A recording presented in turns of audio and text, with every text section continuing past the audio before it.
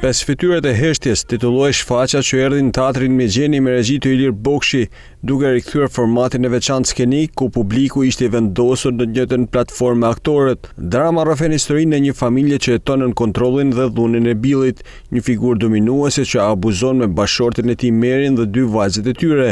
Në thelb të saj, shfaqja trajton ndikimin afatgjat të abuzimit, duke treguar se si ai vazhdon të ndikojë jetën e viktimave dhe kur abuzuesi nuk është fizikisht i pranishëm.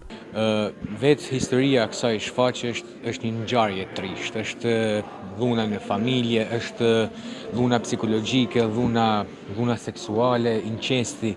Kështu që këtë ngjarje i ndim jo vetëm në Shqipëni, në mentalitetin shqiptar ku fatkeqësisht ka raste, por edhe në përbot. Kështu që ky është një mesazh ku është shumë i fortë se si duhet të jetë marrëdhënia mes babës edhe vajzave aq më tepër. Është një kënaqësi shumë e madhe me lujt në këtë teatr, me një traditë, sigurisht një kënaqësi shumë e madhe me lujt edhe me kolegët aktorë që punojnë në teatrin Mexheni.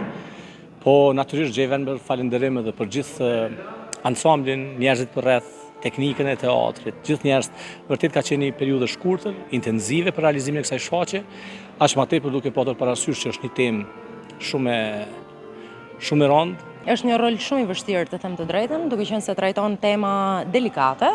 Jam shumë e lumtur që jam pjesë e këtij ansambli dhe sot është prit shumë mirë nga publiku, kështu që i ftoj të gjithë nesër në teatr dhe gjithashtu javën tjetër në datat 27-28 për të parë shfaqjen 5 fytyrat e heshtjes në teatrin Mexheni. 5 fytyrat e heshtjes do vijë të shfaqet edhe më 22 mars në orën 19 në teatrin Mexheni.